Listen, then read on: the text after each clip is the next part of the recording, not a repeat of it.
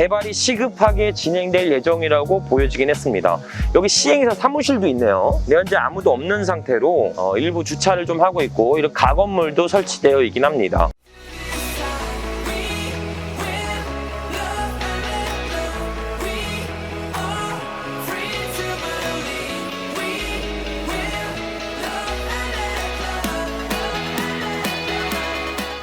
자, 반갑습니다. 대장 김상준입니다. 자, 오늘은 영등포 당산동에 위치한 토지가 경매로 나와서 해당 물건의 가치가 있는지 체크해 보도록 하겠습니다.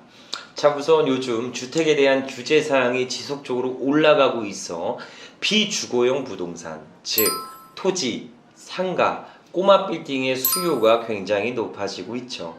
또한 수도권 및 지방 전체가 서울과 동일한 규제로 묶이게 되어 동일한 조건이 되었습니다. 자, 이렇게 되면 당연히 동일한 조건이라면 서울에 있는 부동산이 또다시 상승장을 만나게 되죠. 자, 이렇게 주목받는 서울에 그것도 토지만 나온 경매 물건을 말씀드려 보도록 하겠습니다. 자, 우선 물건의 스펙 사항에 대해서 말씀드려 보도록 할게요. 해당 경매 물건은 서울 영등포구 당산동에 위치한 토지입니다. 물건 종묘는 대지이며 건축이 가능한 토지이죠. 토지 면적은 6.98평이며 감정가 1억 6,700만원부터 출발하는 물건입니다. 자, 여기서 보면 보증금이 20%라고 설정되어 있죠. 부동산 경매는 통상 최저 매각 가격의 10%를 보증금을 설정하지만 누군가가 낙찰된 이력이 있고 그 낙찰자가 잔금을 미납하게 된다면 입찰 보증 금액은 10%가 아닌 20%로 상향하게 됩니다. 그러니 입찰 전 보증금의 범위를 필수적으로 확인하시고 입찰하셨으면 좋겠습니다. 자, 그럼 낙찰자가 인수하는 추가 권리가 없는지 권리 분석을 진행해 보도록 하시죠. 토지 등기부를 보면 2018년 4월 설정된 근저당이 최초 권리이며 근저당은 말소기준 권리에 부합하여 낙찰 후 인수되는 권리는 없습니다. 부동산의 권리 분석을 마쳤으니 임차인 권리 분석도 해야겠죠. 임대차 현황을 확인해 보니 현재 조사된 임차인이 없어 별도 인수되는 권리가 없는 깨끗한 물건으로 보여집니다.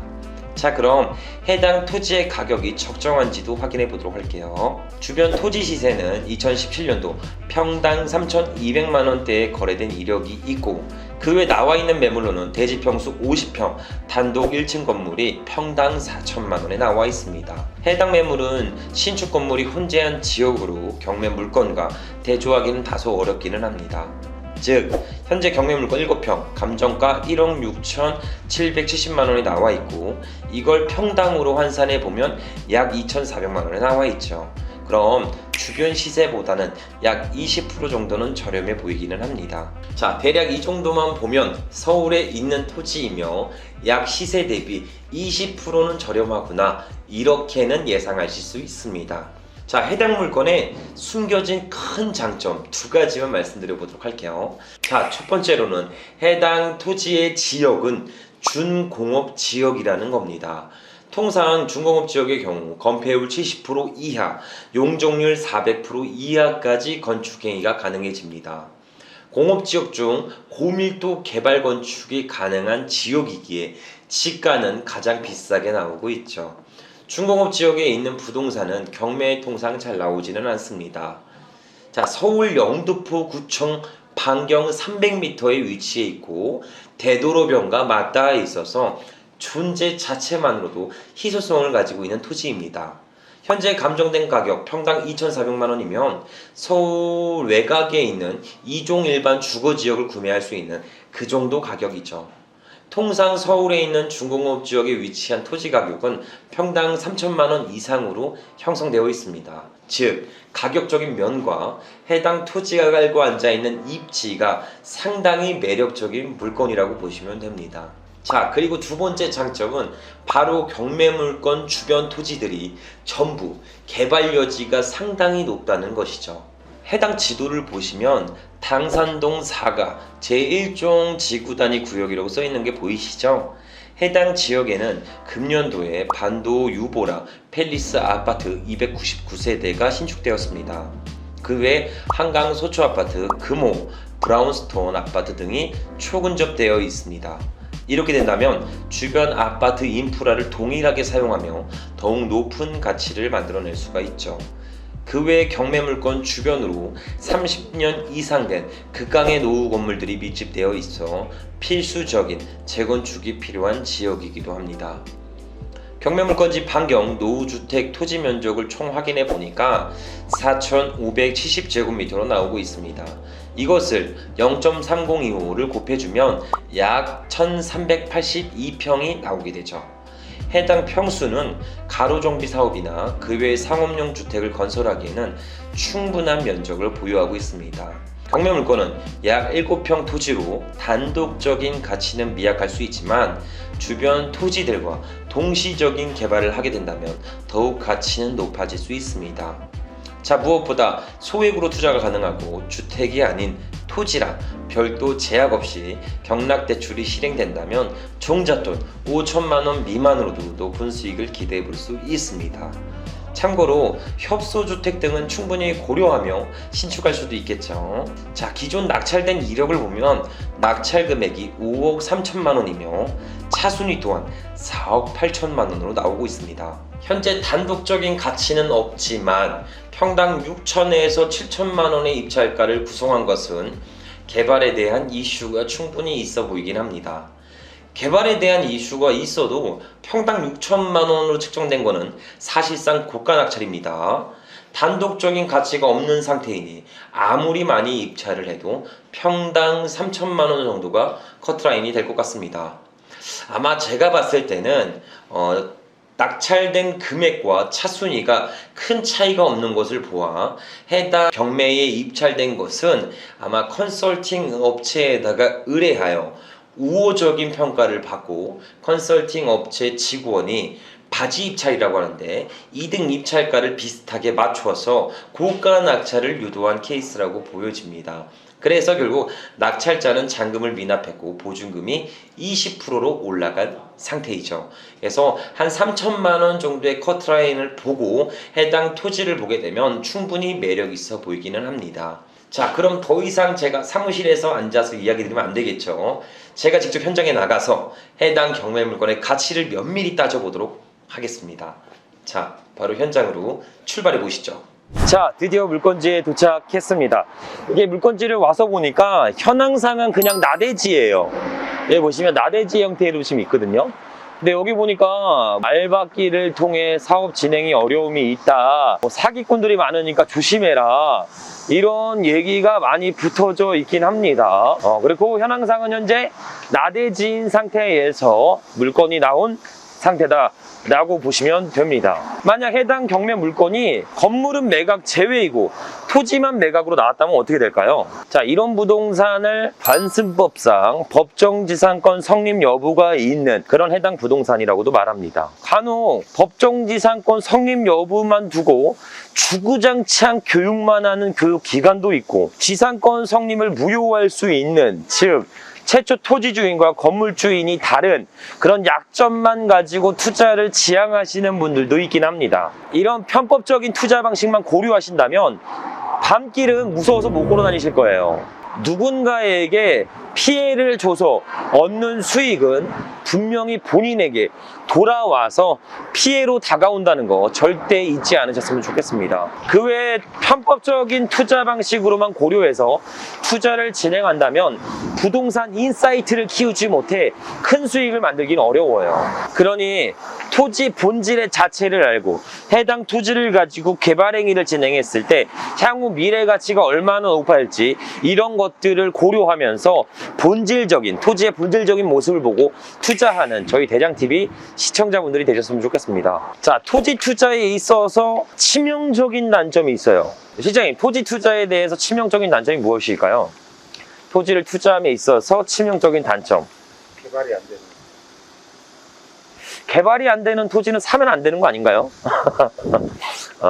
토지 투자에 있어서 치명적인 단점은 지가 상승을 기다릴 때까지 임대 수익을 나오지 못해 사실상 투자 기간이 길어지고 이 투자자들도 기대 가치가 올라가는, 지가 상승이 올라가는 만큼 버티기가 어렵다는 겁니다.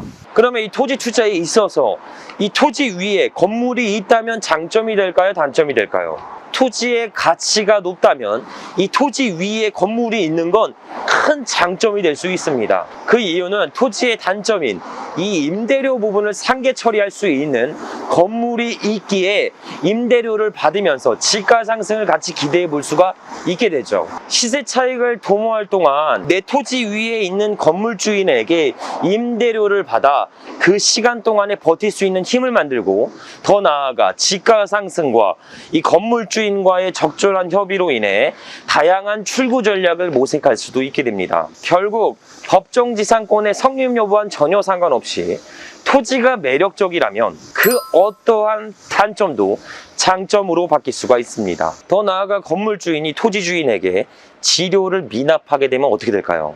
통상 이 법정지상권이 성립된 경매물건을 보다 보면 토지의 지가는 높은 반면 이 건물의 가치는 거의 노후돼서 없는 형태가 많이 진행이 됩니다. 토지 가격의 약 3% 정도 되는 임대료, 지료를 이 건물주인, 노후된 건물주인은 과연 감당할 수 있을까요? 수많은 지상권 물건을 투자한 결과 통상 한두 달은 잘 내는데 임대료를 미납하게 됩니다. 만약에 임대료를 3개월간 토지주인에게 미납하게 되면 건물 철거 소송을 진행할 수가 있게 됩니다. 더 나아가서 임대료 미납에 대한 건물분에다가 가압류를 신청하고 이 건물만 따로 경매에 붙일 수도 있게 되죠. 법정지상권 물건 중에 토지가 나온 게 아니라 이제는 건물만 경매에 나오게 된 거예요. 그러면 토지주인에게 건물을 사용료를 내면서까지 노후된 건물을 낙찰받을 투자자들은 몇 명이나 될까요? 거기다가 해당 건물에게는 이 토지주인이 설정한 건물 철거 소송까지 신청되어 있는 상태입니다.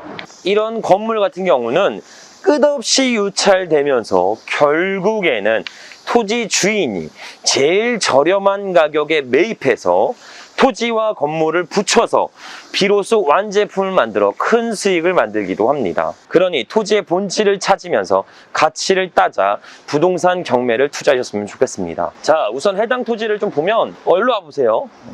자, 여기 제가 토지를 보면서 항상 느끼는 게, 토지를 서서 정면 앞에 약 반경 한 500m, 300m 안에 저렇게 아파트 단지가, 이번에 입주한 아파트입니다. 이번 연도에 신축된 아파트인데 이렇게 아파트 단지가 다 보여요. 그렇죠.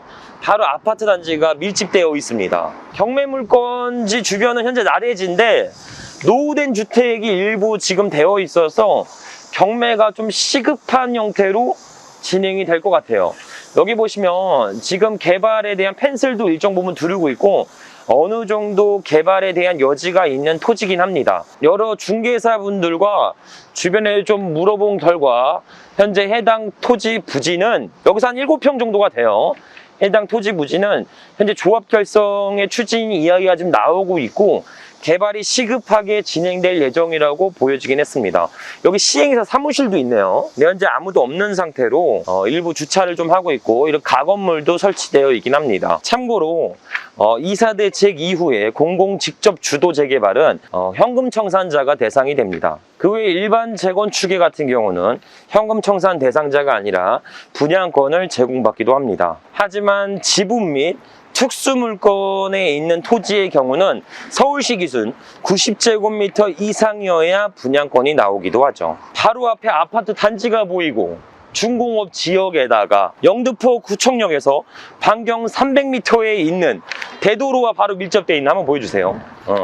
대도로와 바로 인접되어 있는 해당 나대지는 향후 미래 가치가 굉장히 높긴 합니다. 지가 상승이 빠르게 올라가긴 할 거예요. 최초 낙찰된 가격은 굉장히 고가 낙찰을 받은 케이스입니다. 그래서 이번 경매를 하게 되면 아마 그렇게까지 높게 낙찰은 되지 않고 주변 시세만큼, 주변 시세가 평당 한 3천 정도 될 것 같거든요. 그래서 주변 시세가 평당 3천 정도 형성돼 있으니까 한 3천 정도, 7평이니까 7321, 한 2억 정도의 낙찰 여부를 가늠해 볼 수도 있을 것 같습니다. 단기 시색 차익으로 보면 크게 매력은 없지만 중장기적으로 가치형 투자를 봤을 때는 해당 토지는 크게 매력은 있어 보인다라고 보시면 좋을 것 같습니다. 영등포 구청역에서 300m 반경에 있는 7평짜리 토지를 말씀드렸습니다. 자, 토지의 시가 상승은 인구수와 유동인구에 따라 토지의 가격의 등락폭을 맞긴 합니다. 즉 일자리 창출이나 주요 근린생활 밀집 지역, 직주 근접, 교통의 편리성, 학군 등에 의해서 이루어지게 되죠. 그 예로 금년도랑 작년도는 세종시에 있는 토지가 지가 상승률이 굉장히 빨랐습니다. 2021년 3월 행정수도 이전과 국가 산단 조성으로 인해 인구수 증가 및 유동인구를 동반해서 세종시가 급격하게 토지가 올라갔던 이력이 있죠. 현지인들은 과거를 회생하면서 현재 토지 가격을 결정하게 됩니다. 투자 고수들은 과거의 가격은 절대 생각하지 않습니다. 향후 미래 가치적인 거나 향후 개발로 인해 올라갈 토지 시세를 예상하게 되죠. 그러니 토지의 향후 미래 가치, 해당 토지가 어떻게 변경될지, 어떤 가치를 통해 지가 상승을 마련할지를 미리 예측하고 시뮬레이션 그리면서 토지 투자의 본질을 보면서 투자를 이어나가셨으면 좋겠습니다. 자, 오늘 영등포 토지 7평에 대해서 말씀을 드렸고, 그 외 지상권이나 토지에 바라보는 투자의 본질에 대해서도 여러 가지 말씀드렸으니까 무조건 이기는 부동산 경매 투자를 하셨으면 좋겠습니다. 자, 오늘도 긴 영상 시청해주셔서 감사드리며 앞으로 보다 양질의 영상으로 보답드리도록 하겠습니다. 감사합니다.